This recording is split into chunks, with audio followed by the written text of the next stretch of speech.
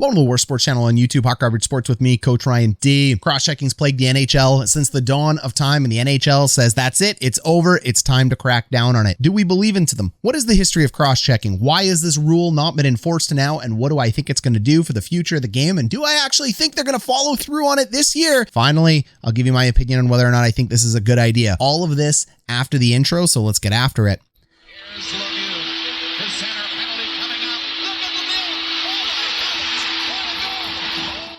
And if you're new to Hot Garbage Sports, considering dropping us a like or a subscribe on our way to 5,000, we offer the very best in hockey content as well. Check the Discord down below if you want to get in touch with Coach Ryan D and join our awesome community.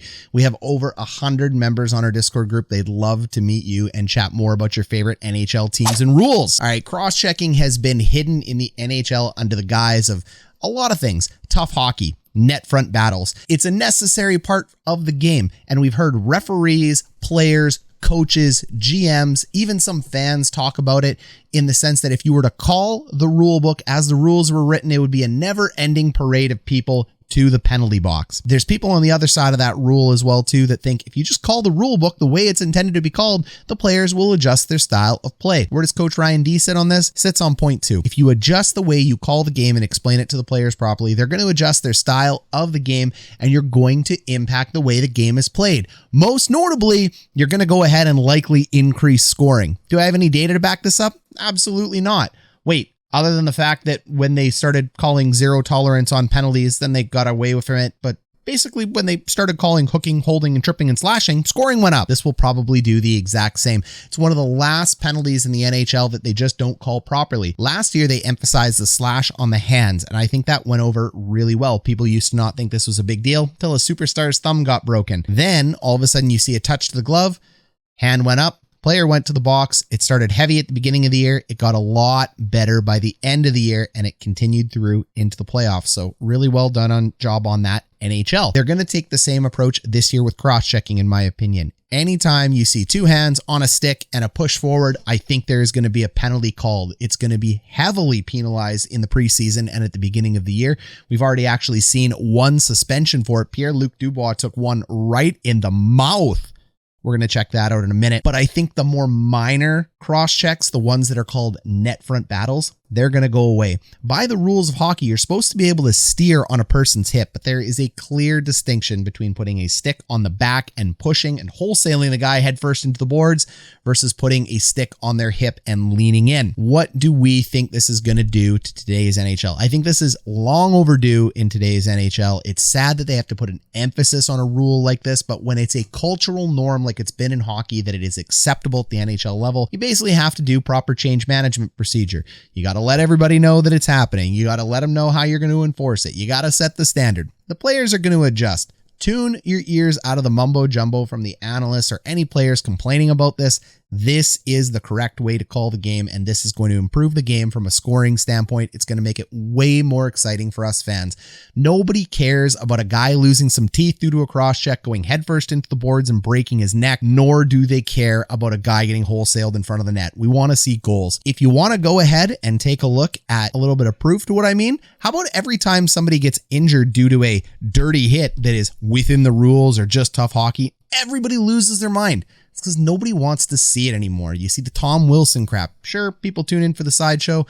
For the most part, people get pretty disheartened by what happened to Artemi Panarin last year. Look at Scheifele and Jake Evans. That was heavily controversial, and that was a body check, never mind a cross check. Everybody is up in arms about this. You gotta start enforcing the rules the way they're meant to be called and let players know what those rules are. Now, what do I think is going to happen from this? Well, the NHL is going to screw it up, and it's not going to be consistent, but hey, that's the NHL. So let's go ahead and take a look at a clip of the certain little things that I think are going to be eliminated from today's game. All right, so here's a quick battle in front of the net. We can see Pittsburgh versus Washington. Take a look at number 2 here, just in front of Brayton Holtby. Watch the little cross check. This is what we mean.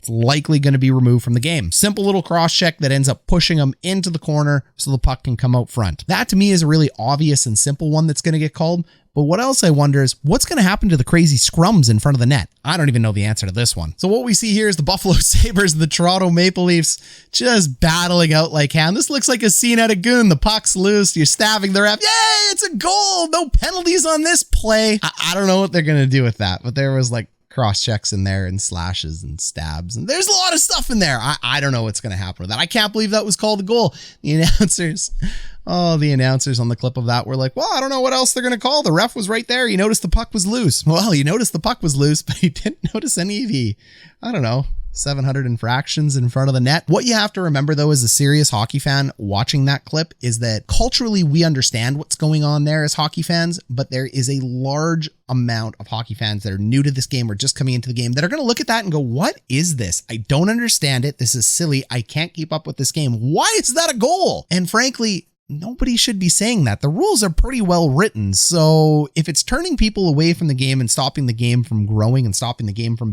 being fun, maybe all us as hockey fans can't see the forest through the trees on plays like that. So on one hand, they're cool. On another hand, I don't know what the just happened in that play. And I've been around this game for 30 plus years. So cross-checking is going to be enforced. An easy call happened in the preseason game last night where we went ahead and saw Pierre Luc Dubois eat it in the teeth from Greig. Like, oh, that's a call all day, every day. So yes, he was suspended for that call. One game in the preseason, one game in the regular season. But I think even without the rule enforcement, that suspension was coming regardless. I mean, he ate stick to teeth. So we're going to see how this ends up impacting the NHL. I think it's going to be a positive impact on the NHL today. You let me know what you think down below. This has been Coach Ryan D.